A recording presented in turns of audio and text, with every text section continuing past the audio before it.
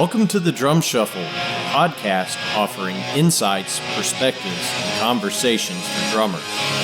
I'm your host, Jamie Eads.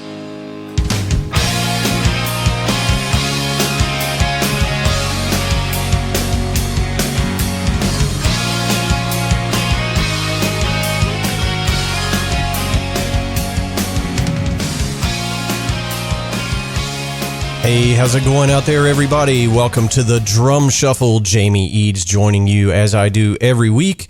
This is episode 78. I hope everybody's having a good week out there. Thanks so much for all the emails and social media interaction over the past week. We certainly do appreciate it. We have a great interview for you today. I'm going to be joined in just a moment by Dor Herskovits. Dor has two fantastic records coming out.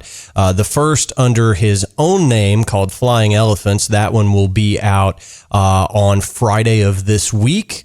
So make sure you run out and grab that. And then a group that he is a part of called Earprint will have a record out in October. And we talked to him about all of those things in just a moment. So please stay tuned after this message from our sponsor, Los Cabos Drumsticks. The best kept secret for drummers is finally out. Los Cabos drumsticks may look like the sticks you grew up with, but these are not your father's drumsticks. Los Cabos Drumsticks is Canada's #1 drumstick brand, and they are coming to a retailer near you. With operations in over 28 countries worldwide, thousands of drummers have already discovered the Los Cabos difference.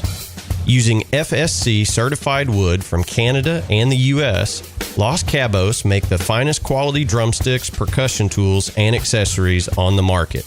The best news, Los Cabos Drumsticks offers you a ton of choice. They have 22 individual drumstick models and 14 percussion tools, many of which are available in 3 different wood types: maple, white hickory, and red hickory. Red hickory comes from the center or heart of the hickory tree and has been independently proven to be both stronger and more elastic than white hickory without adding a lot of weight. While most drumstick manufacturers have shunned red hickory, Los Cabos Drumsticks has embraced it, becoming the only established stick brand in the world to offer a full line of red hickory drumsticks. To learn more about Los Cabos Drumsticks, visit them online at loscabosdrumsticks.com. Follow them on Facebook, Twitter, or Instagram, and don't forget to ask for Los Cabos Drumsticks at your favorite retailer. Dare to be different. Join the Red Hickory Revolution with Los Cabos Drumsticks. All right, guys and girls, as I mentioned, we're about to be joined by the great Dor Herskovits in just a moment. Dor was born and raised in Israel and got over here to the States as a drummer. He attended Berklee in Boston, also the New England Conservatory. This is a very highly educated drummer and a super, super nice guy. So it was really cool for us to get him on the show to talk about his history and his upbringing and his education, and also to share some thoughts on 2 great albums that he has coming out here over the next couple of weeks. We spend the most of our interview talking about the Flying Elephants album that is coming out under his name, Dor Herskovits, and that will be out on September 20th, if my memory serves me correct. And I have heard this record, and it is absolutely fantastic. It is a great jazz record, but it is, in my opinion, very fusiony. They're, rock, Latin, just all kinds of great playing on this. So it was a real pleasure to get Dor on the show to talk about the record and what he's got going on in his life. This is a drummer that everybody should check out. So please help me welcome to the Drum Shuffle, Dor Herskovits. Hey, Dor, good evening. How are you? Good evening. Thanks. I'm great. How are you? Man, I cannot complain at all. Thank you so much for taking time to come on the Drum Shuffle. We really appreciate it. Absolutely. My pleasure. Awesome. So, we're going to talk about the new records, and I did say records, not just one. You've got 2 releases coming out here soon, and we're going to get to that. But if you'll indulge myself and our listeners, talk to us a little bit about your early life and how you got into music. You were born in Israel, correct? Born and raised, yes. Okay, so I know it's quite a different type of, I guess, music scene as opposed to the States. So walk us through your early years and how you got into drumming. Well, it's true that it's a very different,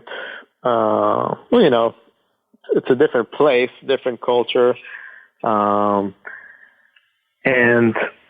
different language and so on. But I was really influenced by many of the things that people here were influenced by. I listened to music, American music, European music. I have to say that drumming was something that I was always in the back of my head since I was a little kid. It was just a dream of mine, really. The only thing that I could think of in my life that I ever dreamed of really doing and actually achieved. I think that I always wanted to do it, and, no one wants their kid to play drums. I mean, especially if you live in an apartment. It's like, just try something else, That's very true. My dad always wanted me to be a conductor. That would be better, right? Well, you are, in a way. I mean, you're a band leader, certainly. So, I mean, I guess that's a dream come true.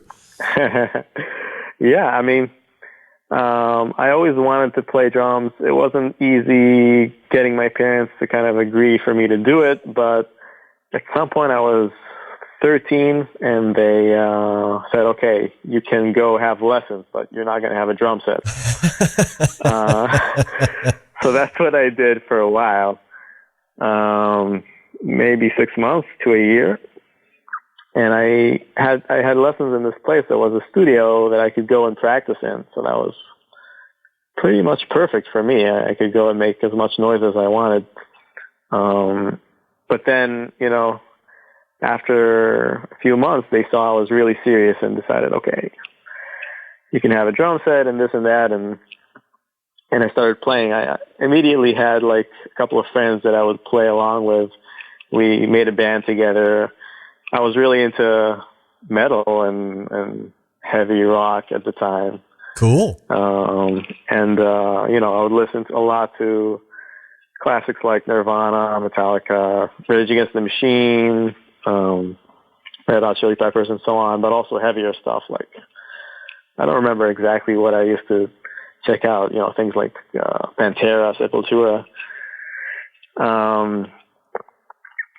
But we would just jam together and I would play, and it was just a natural thing for me. I feel like I always knew I could do it well, and when I got on the instrument, it was like, yes, I was meant to do this. So it was just fun for me to play and practice, and I tried to get better, but it was just a hobby, really, I didn't think about a career, or I didn't have any musicians in my family that kind of drew me into that world.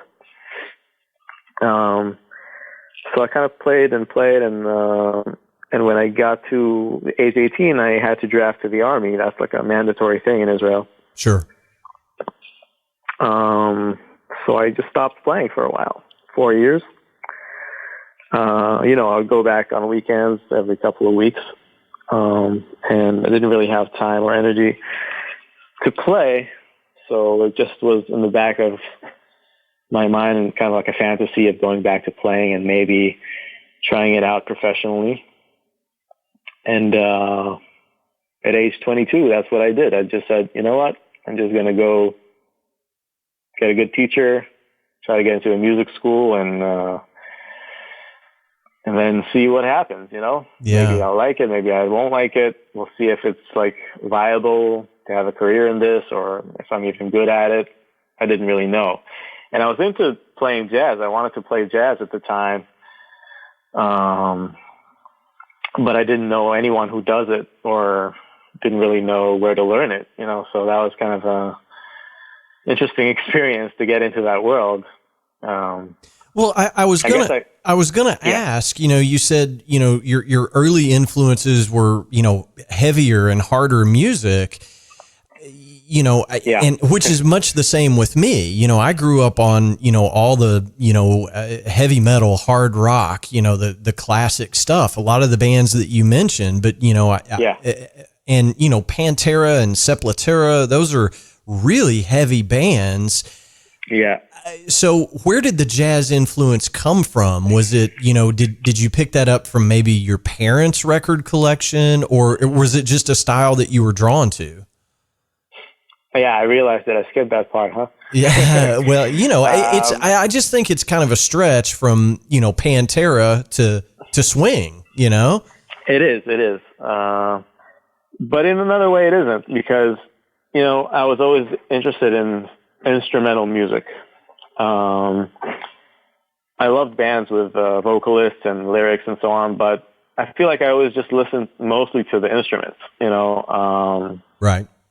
I wasn't really, I didn't know the lyrics by heart. I didn't idolize the singers. I was just listening mostly to the drummers and bass players and guitar players and so on.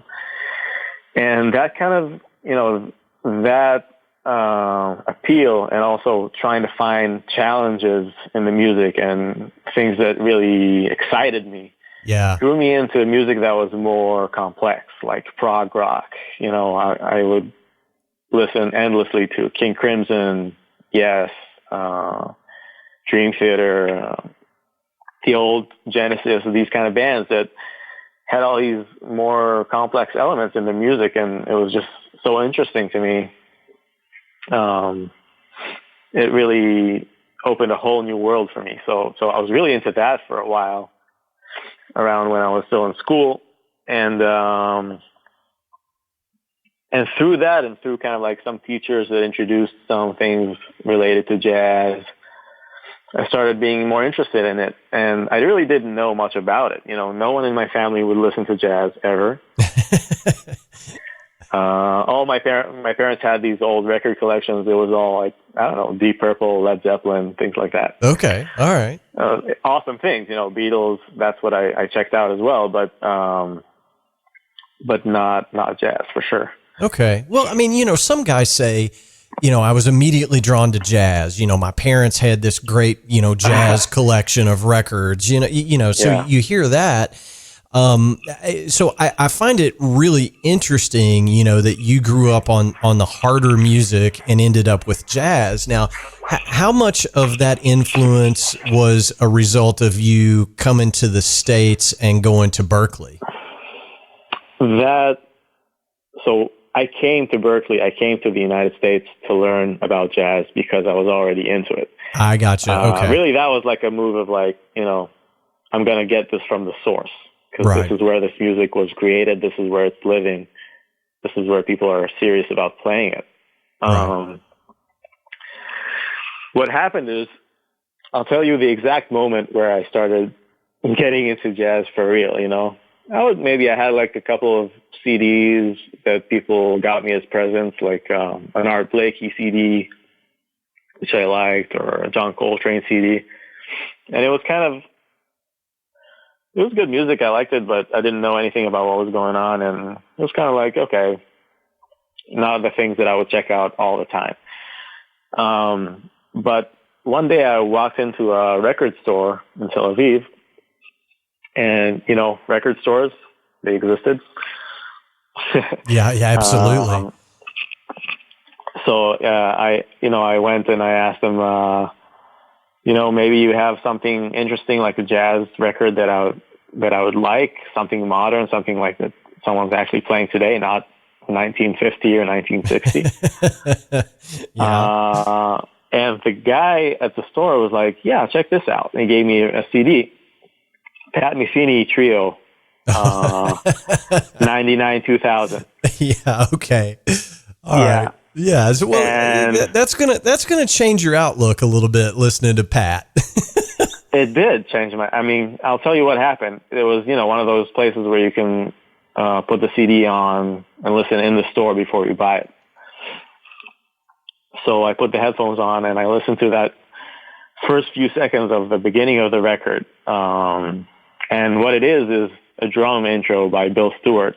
a phenomenal drummer. If people are not aware, they should check him out. Yeah, Bill has been a guest on this show, so my listeners should be familiar with Bill. He's great.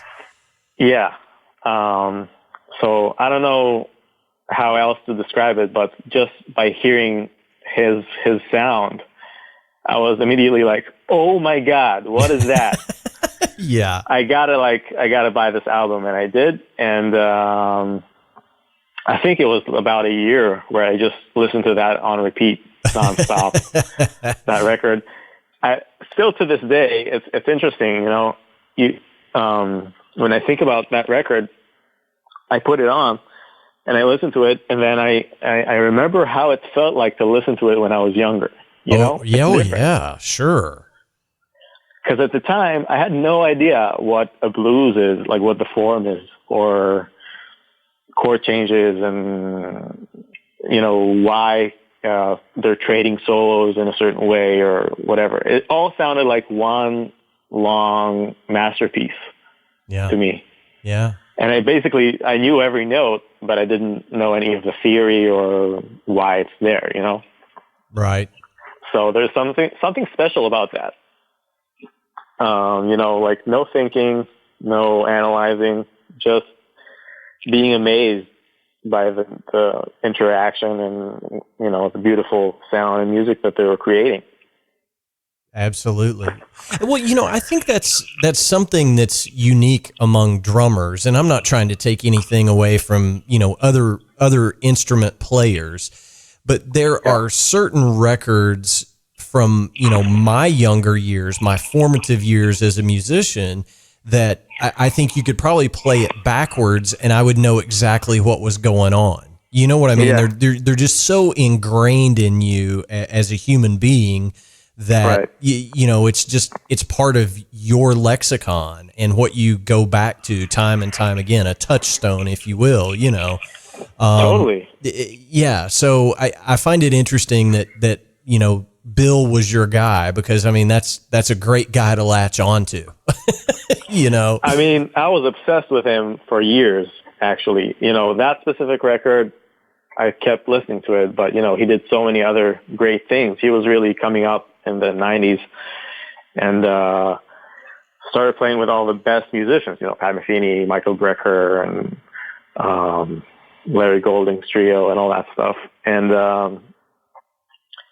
every time I heard him play, every record, it was just perfect. The way he comped, the way he played solos, it sounded like nothing I've heard before. And it got me interested in, what did he check out? Who did he learn from? And then, you go back and you listen to drummers like Tony Williams and Al Foster and Elvin Jones and Roy Haynes, and you see where he got it from. And then you go deep into the rabbit hole. Yes. Basically. Yes. And that is what's so cool about, musicians, is that we find what we love, and then you start tracing the family tree back to the roots, and everything old is new again kind of thing. I just think that's so amazing. And it's, very similar to my own story and countless other drummers that I've had on the show. We all have that in common. It's, you find the guy you like, and then you trace it back to its roots. And eventually you end up back to, like you were talking about, Art Blakey and, just the founders of the style, Yeah, exactly. Yeah. You can't listen to John Bonham and not know eventually that Elvin Jones, was there before that. Exactly. There's some things that are just, you can trace the connection. Yes, absolutely. Well, that's awesome. So talk to me a little bit about, the move to the States. You talked a little bit about, I'm going to go to where the music is being played, where it was born, all that stuff. Getting into Berklee isn't exactly the easiest thing, in the world to do. So, yeah. Did you move here before you auditioned for Berklee, or did you come here to audition for Berklee? I guess is what I'm asking. Yeah, I was very fortunate to be in a place where the school where I went, the music school where I went to in Israel, is a part of a Berklee network. Oh, cool. Okay. And they have those all over the world, actually. It's kind of amazing. They go to these schools once a year, usually, and audition people over there. So you don't have to buy a ticket and go all the way and then see what happens, you know? I got you. Yeah, for sure. So that's what I did. Actually, the first time I auditioned, I got in, but I couldn't get any scholarship or anything like that. Didn't really know that much at the time. I had a lot more practicing to do. Sure. And then the next year they came again, and I auditioned again, and I got a scholarship. And then the next year I auditioned again, and then I got a real nice scholarship, so I can actually come over and finish my school over there. And the best thing about it was that the school that I went to also, I could transfer credits, so I could finish Berklee in 2 years. Oh, okay. Well, that's awesome. Now, yeah, I mean, it's good and it's bad, you know, because you want to spend some more time getting everything that there is from school, but it was good. I was at Berklee for 2 years, and it was an amazing experience. I think I used to practice like 5 or 6 hours every day and play a bunch of sessions with people and everything else that was going on. You know, afterwards you go home to the apartment where everyone's, a musician, and then you just hang out and listen to music together. And that was everything. It was like a big summer camp for 2 years. Yeah, for sure. And, and the faculty at Berklee is, just world class. I mean, I'm sure, I mean, you can talk about some of your instructors, and we've probably had some of them on the show, to be honest with you. But I mean, I immediately, one of my all-time favorite drummers comes to mind. That's Rod Morgenstein. I mean, just one of my all-time favorite drummers. I think he just retired from Berklee and stopped teaching. I've had Mark Walker on the show, who is a fantastic teacher there. So I'm sure that was just like, as you said, a 2-year summer camp. It was also a 2-year woodshed session. I mean, you're there to drum, I mean, I didn't want to make it sound like it was just fun and no hard work. It was a lot of hard work. And the teachers were just phenomenal. My main guy there was Bob Galati. He's like this legend local jazz drummer. Yep. He plays in this band called The Fringe. They've been together for like 40 years here in Boston. And I think he taught everyone who came through here that's into jazz, for like this whole time. And the first semester where he started teaching at Berklee, they actually convinced him to come teach there. Finally, that was the semester where I got in, and so I was with him, and I didn't let go. I was with him the whole time. Sure. And he gave me so much amazing work to do. He really opened my mind as a drummer and got me practicing so many amazing things.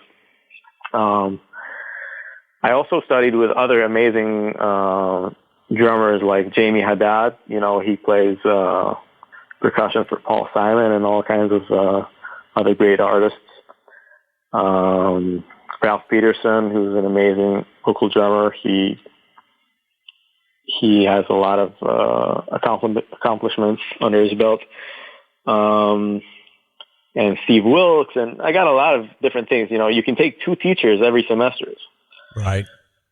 So you get to experience a lot of good people. Yeah, for sure. Well, and it wasn't in the cards for me, but it was always one of my life goals to go there, because it is, you just get such a world-class education. Now, when you finished your schooling at Berklee, presumably you were, playing in some different groups, while you were there.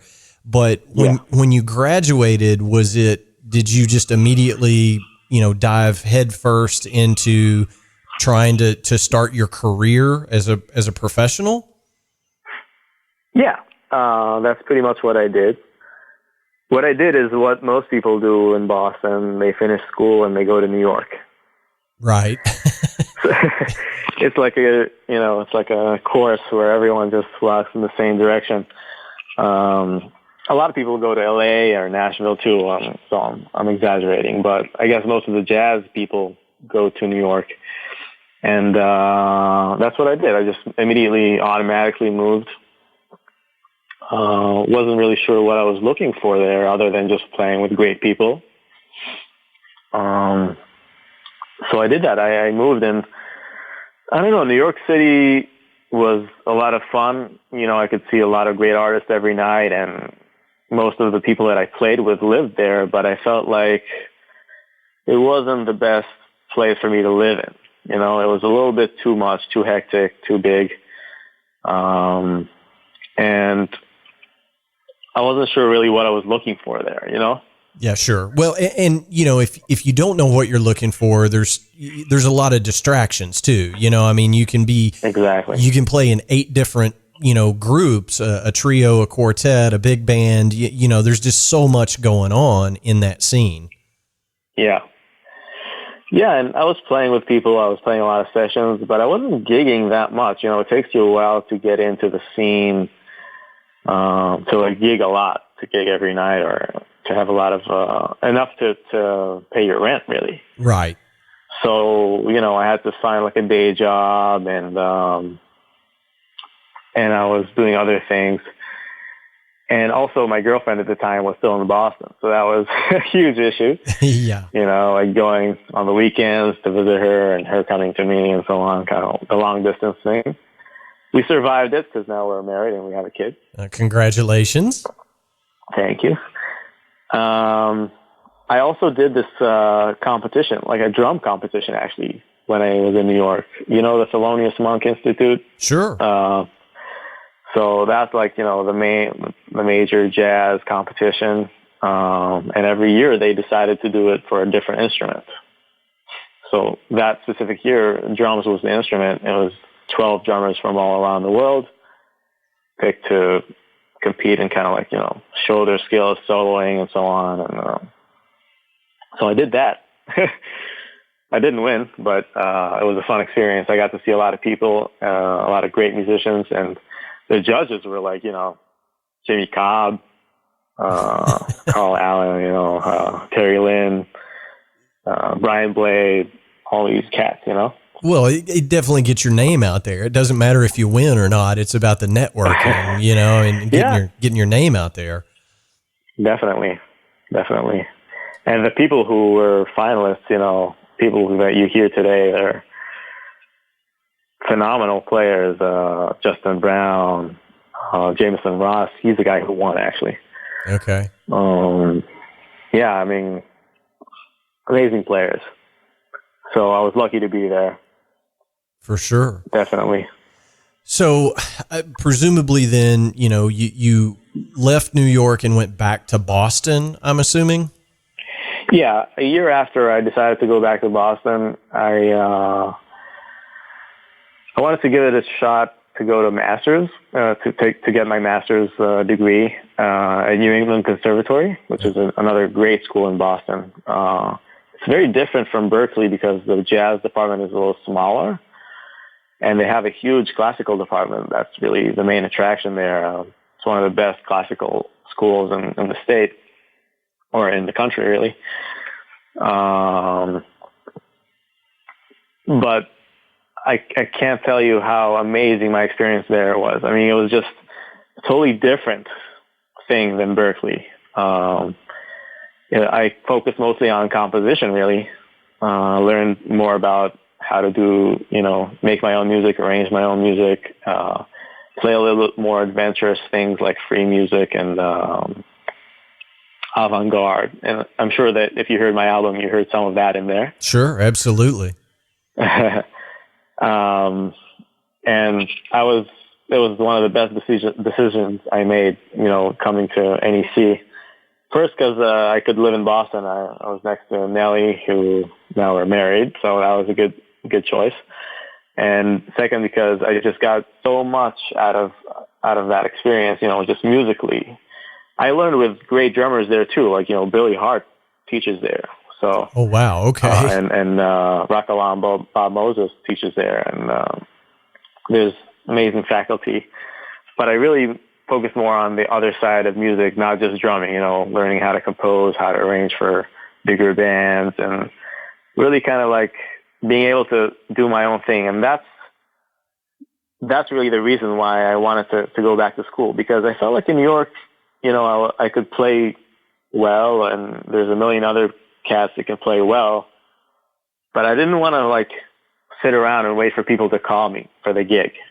See, now this is a recurring theme on this show. So I'm glad you. I'm glad you've touched on this, because now I can get on my soapbox and preach for a second. But nice. Basically, what you're saying is you didn't want to be a sideman for your entire career, and we talk about this a lot on the Drum Shuffle, and that is there are ways as a drummer, a what is traditionally considered a non-melodic, non-leadership instrument, but you can, as a drummer, take control of your career and not be beholden to other entities as a sideman. You can absolutely. And, I don't want to skip too far ahead, but I do want to start talking about the record a little bit. And, your record, I think, is the first one that's released. It'll be out. Street date is September 20th. Flying Elephants by Dor. Everything was composed by you on that record, and man, what a phenomenal record! I mean, it's great. Thank you so much. Oh, you're welcome. Thank you. Yeah, don't be shy now. I mean, I put it on and I was like, oh, this guy's a badass right here. Thank you, man. I really appreciate it. If anyone listens to the music and is touched by it in any way, then it served its purpose. That's really what it's for. It's always weird, evaluating your own work, or trying to talk about it or put it out there, really. But that's what it's for people to listen to, and I appreciate you taking the time to listen to it. Not to miss your question. I just want to go back to what we were talking about. It's being a sideman is great. I love being a sideman, but it's not all I want to do. Right. And what you said is so true. You can't just rely on other people to advance your career. You can't just wait for someone to pick up the phone and call you and tell you what to do all the time. But there's another aspect to it to why I wanted to lead a band and why I wanted to compose is it's just so good to do other things. I mean, not just to practice your rudiments and not just to play as a sideman and be behind the kit and kind of like, do the drummer role. I wanted to do something that was out of my comfort zone, out of what I was used to doing. And I feel like once I learned how to do that better and experiencing just writing music and leading a band, that's something that I feel like enriched myself as a musician way more than practicing at this point. I practiced a lot on the drums. I do a lot of things. And for years, I practiced many, many hours just playing the drums, getting proficient and skillful. But there's something that you can't learn that comes with being a leader, with being a composer. There's some musical aspects that you just can't learn without doing it. That's exactly right. And so I'm gonna pose a question to you that I posed to Bill Stewart. Okay. And I think you'll answer it exactly the same way. But I asked him, I said, when you're composing, because, he's put out a lot of great solo records, that he composed. I said, do you approach it as a drummer first or as a composer first? In other words, if you're sitting at a piano, are you thinking about melodies and structures, or at the same time, are you thinking about, man, this is going to be really cool when I play this on the kit? Yeah, I definitely think about the melodies. I don't think that maybe there's like one tune that I wrote that I first thought about the groove, but otherwise everything else that I wrote in my whole career I never even thought about what the drums would sound like in the beginning when I start writing it. I just hear a melody, or I hear some kind of harmony that I want to incorporate, or a lot of times I try to vary the process of composing it, where I don't just sit at the piano and come up with a melody. Maybe I'll write 2 pages of rhythm, just rhythm. So I don't have any pitches, I don't have any melody or harmony to it. It's just a rhythm, and I want the whole piece to just make sense rhythm-wise. So it will be interesting even if you just play the rhythm. Yep. And that's like one way of writing a tune without really being attached to a certain instrument or a certain melody. I don't have to come up with a melody that I like. I just have the rhythm. Right. Or it could be that I just write like one voice, like a melody with one voice, and then I just add other voices to it and things that would sound good together. And then that would give me an idea of what kind of harmony I want to play. I don't just sit and kind of play chords and things happen immediately. I usually just kind of like get one idea, write it down, play around with it a little bit, then leave it for a while until one day I get an inspiration and I hear like in my head what I want to do with it. But drums is really rarely the first thing that I hear in my head. Yeah. I think there's one song on the album, on Flying Elephants, that's like that I actually heard the drum groove first. And that's the first tune on the album. Okay. All right. Well, yeah, and that would make sense, certainly. So it's called Magenta. Yeah. Yes. And you answered that question exactly the same way Bill Stewart answered that question. So oh yeah, you did. So I find it interesting because I'm not a composer. I'm a drummer through and through, and I've typically played in rock and pop and blues and Americana. I'm not a proficient jazz drummer. I'm just not. Mm-hmm. Because I just haven't devoted those hours to playing that style of music. But I'm always thinking about the rhythm, the groove. I'm always thinking in that mode. So, when I sit down to write with other musicians, guitarists, piano players, whatever the case may be, I can't think like them because I don't have that, composition and theory background. I'm just, I don't want to say it as a negative, but I'm only a drummer, right? So it has advantages and disadvantages. Correct. Yeah, but I'm so envious of guys like you that can sit down at a piano and compose a full piece without ever even thinking about what you're going to be playing on the drums. That's amazing to me. Well, okay, so don't think that I'm like great at piano or anything like that. I suck. I really suck. Like I can't even play anything. I just find the notes that I want to play and look at it for like 5 minutes and then push the.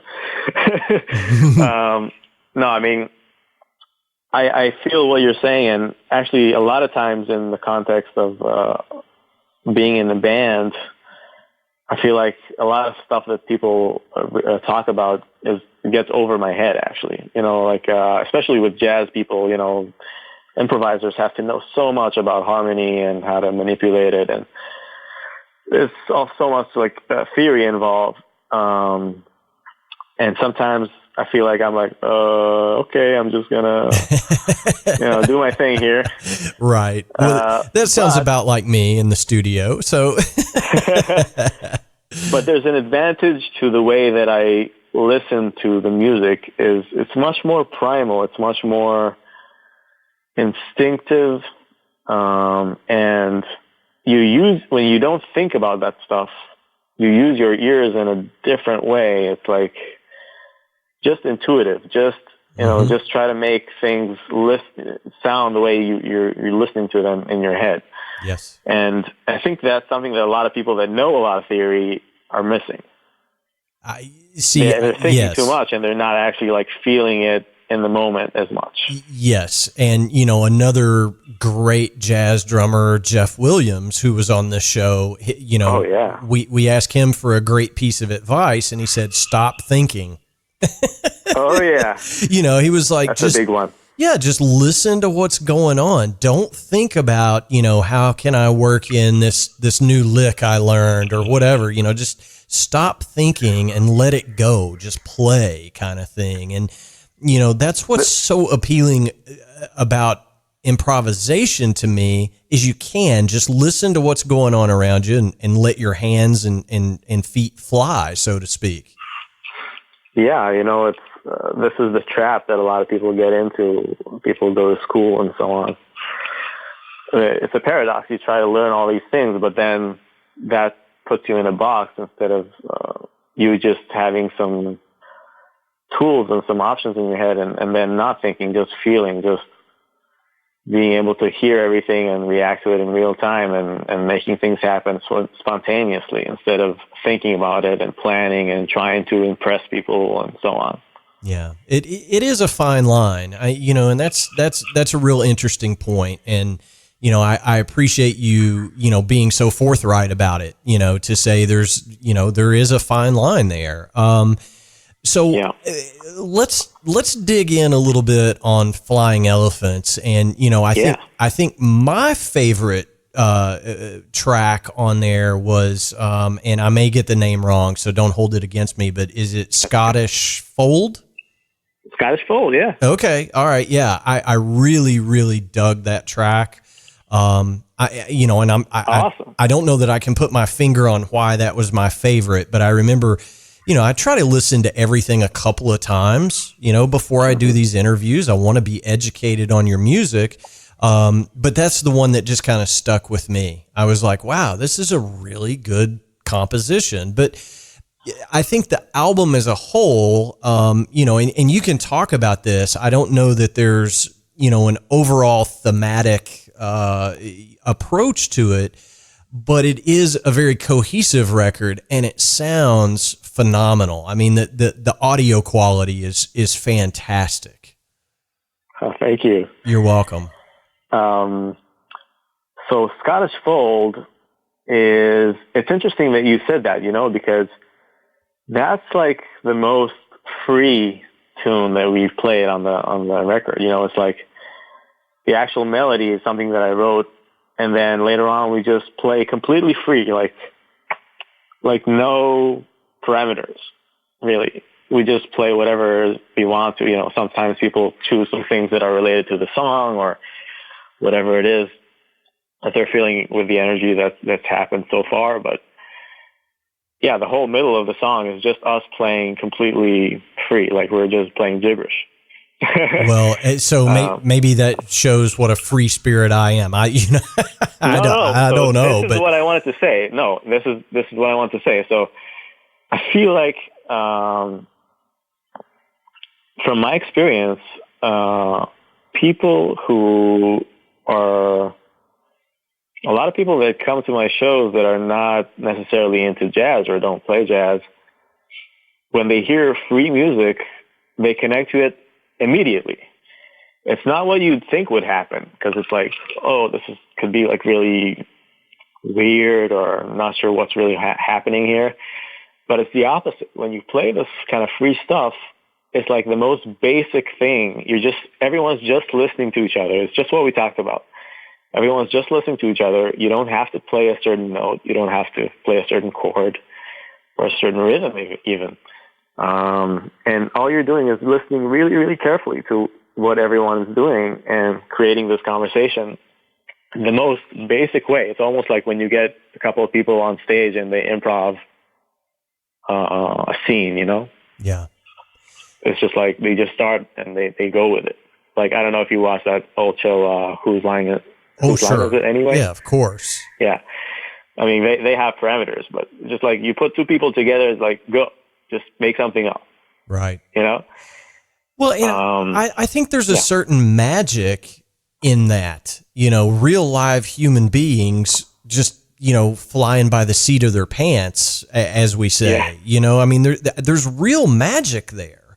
And I think I agree. I think that gets lost sometimes. I mean, I've played on sessions where it was, you're playing to a click track. It's going to be snapped to the grid when you get done. Most of your, drum sounds are going to be replaced with samples. I've done a few of those, and it really kind of sucks the soul out of the music, in my opinion. Because nobody has perfect time.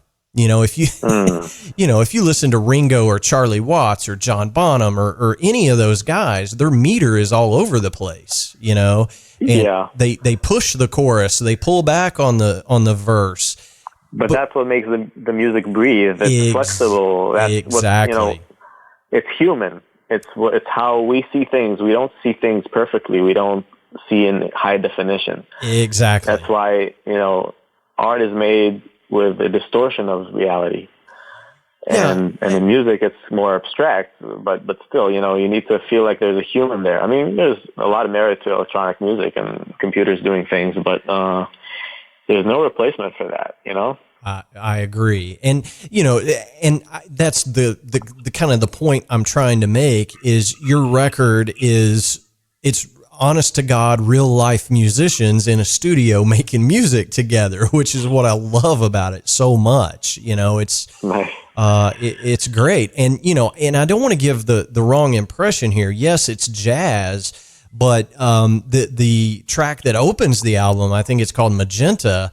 There's some distorted guitar in there. I mean, it's, you guys, it's not like, what am I trying to say? It's not a piano trio at a cocktail bar. Yeah, it's not a straight ahead band, Yeah. I think what I like is kind of like eclectic styles, everything's in there. You got some rock and roll, you got some prog rock, you got some more kind of straight ahead jazz, all kinds of like polyrhythms or modern jazz, or some piece might be like more like a Spanish kind of sounding or classical sounding. Or there's that one three piece. By the way, Scottish Fold is that song I wrote for my cat back home in Israel. That's awesome. It's the breed of my cat. Okay.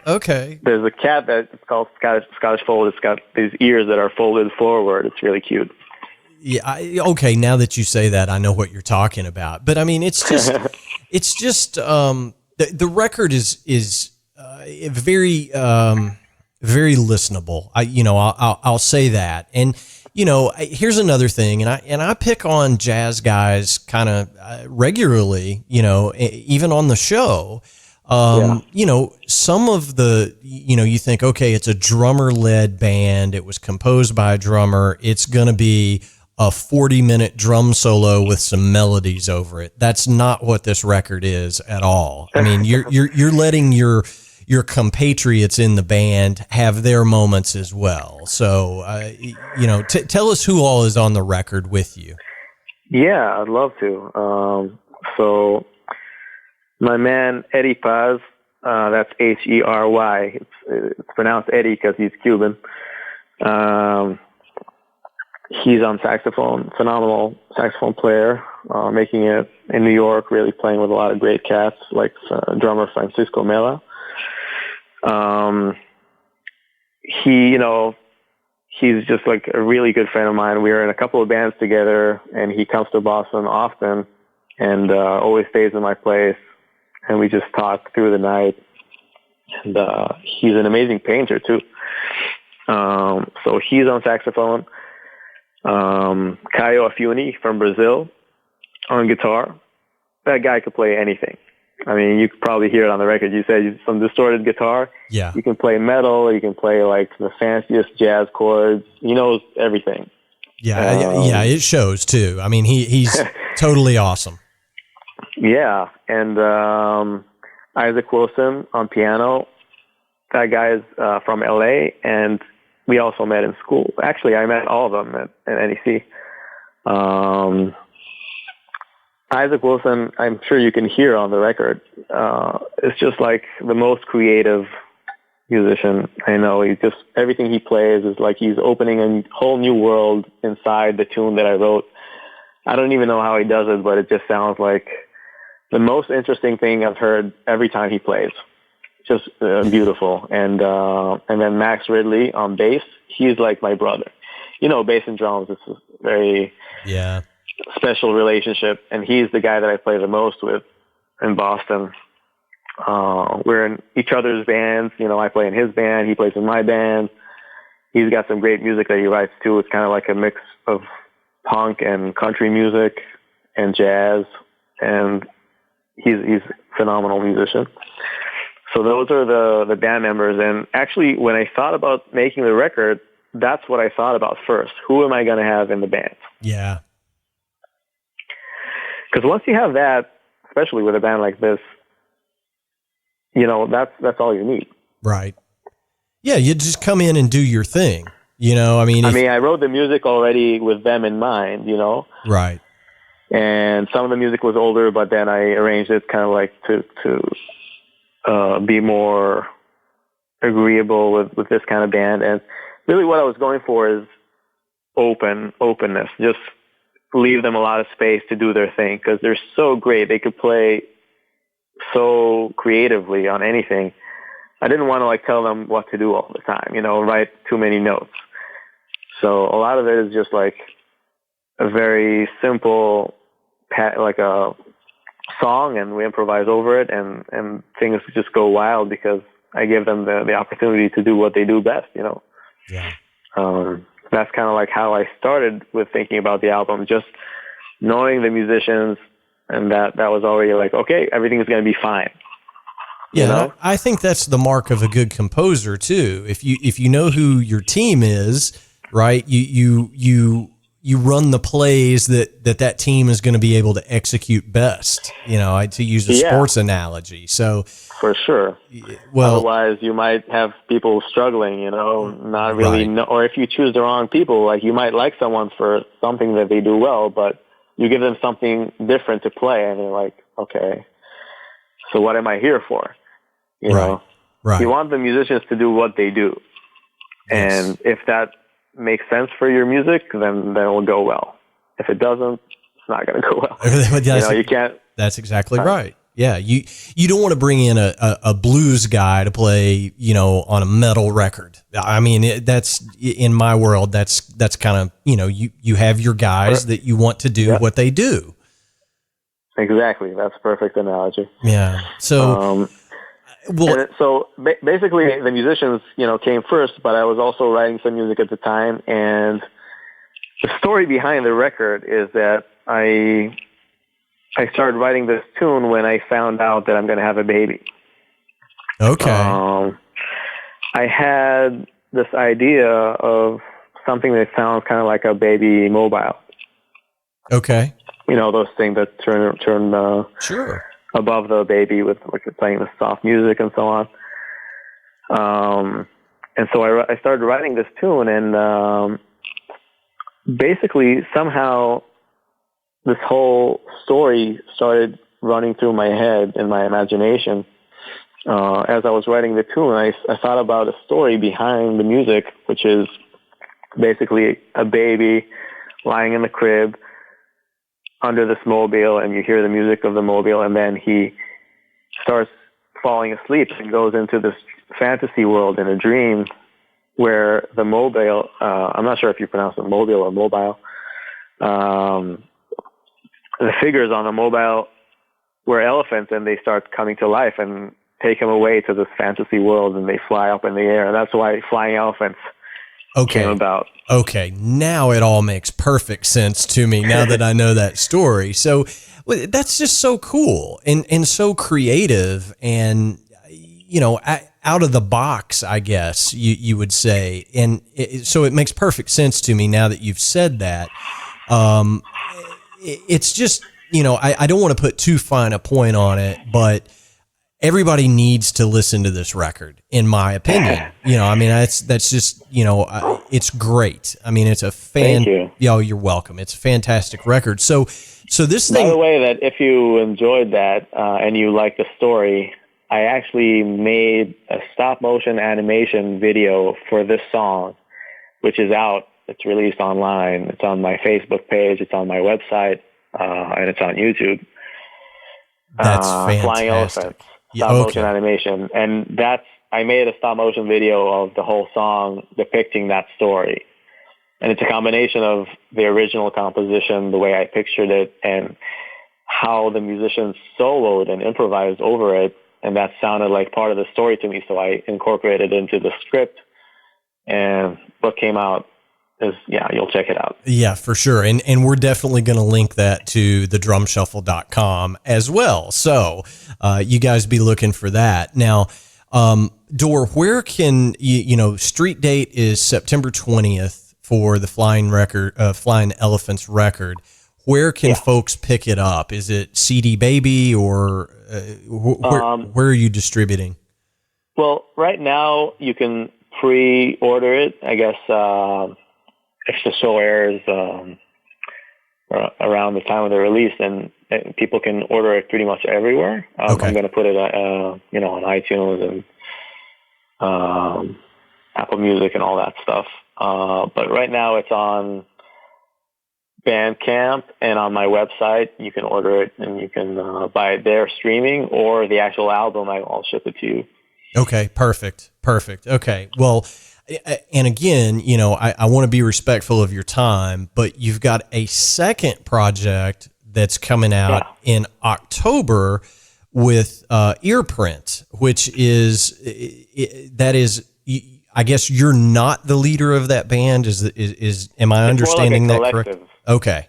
Yeah. It's like a no leader band. Okay. So it's a group effort kind of thing. And that record is called Easy Listening, which I would agree with. It is very easy to listen to. It's a great record. But it's different. Explain to our listeners how that's different from, the Dor Herskovits record. First of all, thank you for pronouncing my name right. Oh, you're welcome. Not easy. Earprint is a band that I've been a part of for a lot of time. I think that we started in 2014. Okay. And this is our second album. The first album was just named Earprint. You can already look at it and you can check it out and buy it online. It's also on Spotify. It's a chordless quartet. So kind of like if you know about jazz and stuff, it's more along the lines of Ornette Coleman music, where you don't have piano, you don't have guitar, you don't have a chordal instrument. It's just two horns, trumpet and saxophone, and bass and drums. Okay.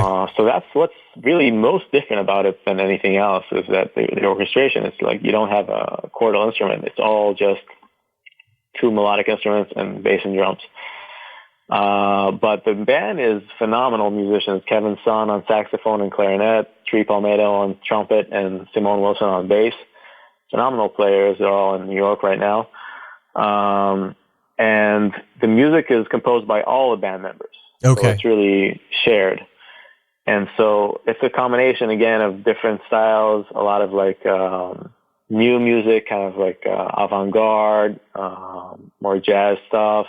Not a lot of swing, not a lot of like traditional jazz anymore. A lot of groove-based music. So that, the groove plays a huge part in that. The saxophone player, Kevin Sun, even writes my grooves. He writes like an example of the groove that he wants for each song, and he writes amazing for drums, actually. Wow. It's pretty refreshing. People don't usually know how to write for drums, but he knows. He plays these, he writes these really interesting parts that I actually feel like I learned from, Yeah. And it's complex music, a lot of different things like, odd meters and just really interesting, really fresh kind of sound, I think. I'd like to believe, at least. Yeah, well, yeah, and it is. And, a couple of tracks that stuck out to me, Big Bear was one that I dug what was going on there. Oh, that's mine. Oh, well, so there you go. You know, I'm a drummer through and through, Dor. What can I say? But you know, when I opened up, you know, the file, you know, I don't have physical copies, but when I opened up, you know, the list of MP3s, the one that immediately drew my attention, you can probably guess, given, you know, modern day times, there's a track called Trump University on the record. And, you know, this is not a political show, and we're not going to get into politics, but I thought, okay, so this is either, you know, it's instrumental. There's no lyrics, so you're not going to know. But when I listened to that, I could immediately hear the Latin influence in that song. And I thought I knew what you guys were trying to get across with that, but it's interesting. I'll just say that, and you can add to that whatever you'd like. Sure. Well, actually, releasing the album, that song is not going to have that title. Okay. Because we don't want to be political. Right. And it was just like a funny thing. It wasn't really anything meaningful. It was just supposed to be like a little joke. And, you know, that was written before the election. And okay, just kind of like just a funny title for a funny song. If you heard it, then it's kind of like a funny, kind of like almost sounds like Mexican music, but not really. Kind of like having a good time, a fiesta, you know. But it's an odd meter, and just kind of like being silly about things. So definitely not trying to be political. Okay. Well, you know, okay. So would this be a fair explanation of what this song sounds like? I think I coined the phrase, it sounds like a Latin circus. Yeah, that could be it. Sure. Is that a fair characterization? You know. Yeah. Okay. Yeah. So a Latin circus in 5. Yeah, exactly. But you know, I mean, I found it really intriguing. You know, when I listened to it, I was like, wow, this is, you know, this is different. You know, but another great record. So you've got two. That's also my tune, by the way. Oh, see, there you go. So you like my writing? Thank you. I do. So you know, maybe it's just ingrained in my brain. I don't know, but you've got these two incredible records that are about to hit the street. You know, are you touring with either? You know, release. What are the plans in terms of people coming to see you? Yeah, we're going to try and tour. The thing is, schedule-wise, just the time of the release, we're not going to be able to do too many shows. We're definitely going to do something in New York, something in Boston. That's where we're all based. And then we'll try to hit some other places around New England or, you know, maybe D.C. Or that's where we usually go, just the Northeast, up to Washington, maybe, or Philly. But I don't think we're going to have a lot of shows this time around. Last time the CD release with Earprint, we did a lot of shows. We also got a lot of great reviews, like Downbeat Magazine and NPR.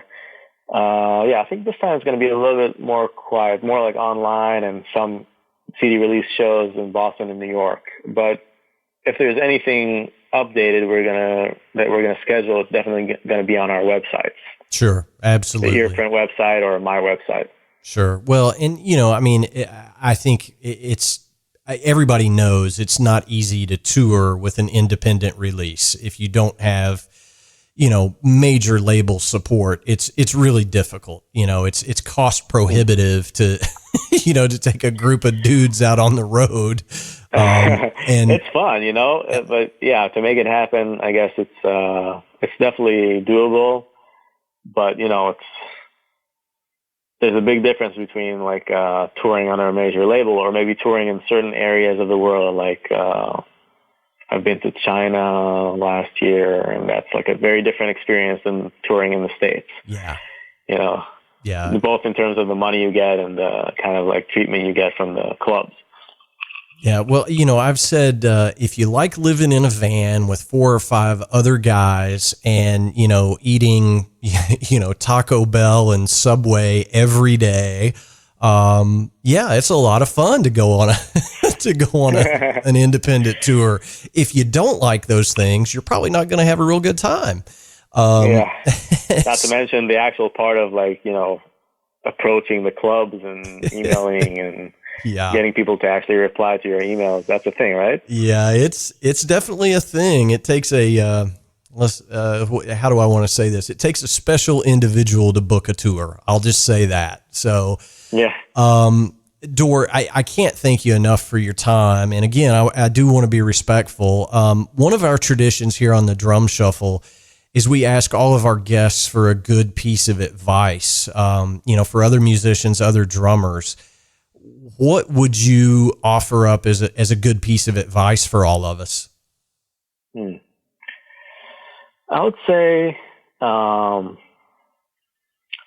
try to do other things. Yeah. Being a drummer, you have a lot of things that you need to focus on, you need to get better at, and it's really important to go into that world and dig in real deep. But finding ways to define yourself in other ways, being interested in other types of art, maybe another instrument, maybe just another hobby or something that you can get inspiration from, I think that really helps. I think that it gives you a little bit of freedom not to be attached to just that one thing that you do. Yeah, that's good advice. And, I think it makes you a more well-rounded individual, I don't want to put too big a spin on it, but,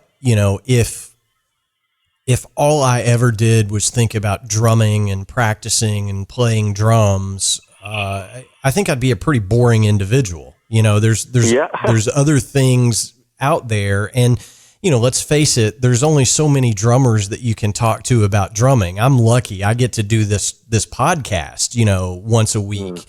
But when I start geeking out on drums to people that maybe are, I don't know, a guitar player or just a casual music fan, they're like, dude, you lost me 10 minutes ago. Let's talk about football or, whatever the case may be. So the point is well taken, and that's good advice. And also, even if it is drum related, you're doing an amazing show, and you're reaching out to people, you're talking to people, you're checking out music, you're helping people, reach other musicians, and you're doing some public service. And it's not just you playing the instrument, you found something that's meaningful that you're doing that you get a lot out of, I assume. Yeah, for sure. I mean, this show was really born.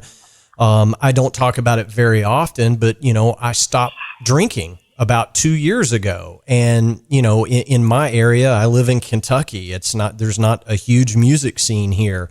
And most of my gigs were in bars. And at that point, I just said, I don't need to be in bars right now, as I'm trying to stop drinking. So this was a way for me to stay really ingrained in the drumming community without having to go play in bars, while I was trying to start up, more of a studio career. And it's worked out really nicely. So, but that's beautiful, man. Yeah. But enough about me. This is all about you. Do me this favor before we wrap up. Tell everybody exactly what your web address is and how they can reach out to you. I know you also give lessons. So tell everybody how they can get in touch if they need to.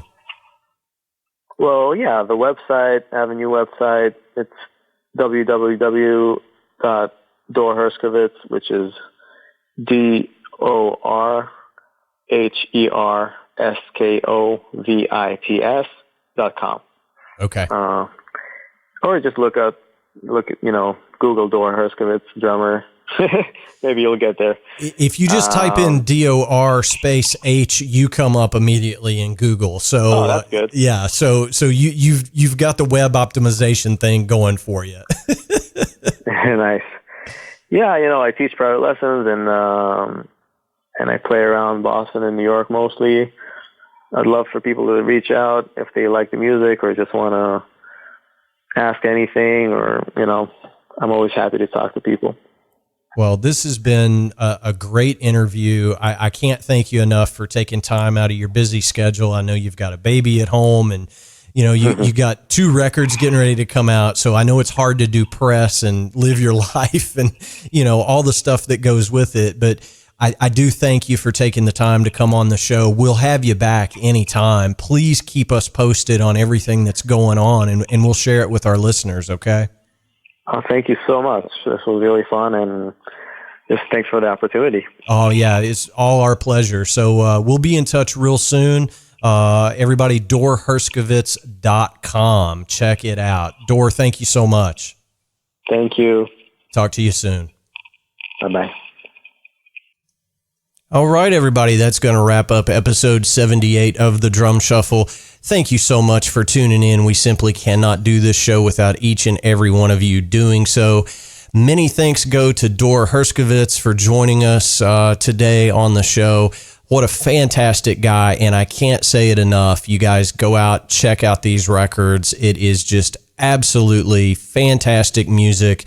And I love the fact that, here's a young drummer that has taken the reins of his career, leading his own band. It's good stuff that we should all be supporting, in my opinion. As always, I'm going to ask you to hit the subscribe button on whatever platform you're using to listen today. We have a lot of great episodes coming up that you're not going to want to miss. And that's the way you can ensure that you get every episode as it comes out. We answer every single email that we get here at the show. The Drum Shuffle Podcast at gmail.com is where to reach us. We love hearing from you throughout the week. Our web address is thedrumshuffle.com, and you can find more information about me over at jamieeads.com. While you're there, look at all those social media links for Facebook, Twitter, Instagram, etc. Please follow us on those platforms, as we do try to have social media output every single week, and you can get a bird's eye view into my crazy life if you so desire. Again, thanks so much for tuning in. We really do appreciate it. We'll catch you next week. So until then, may your head stay strong and your sticks never break. Cheers, everybody.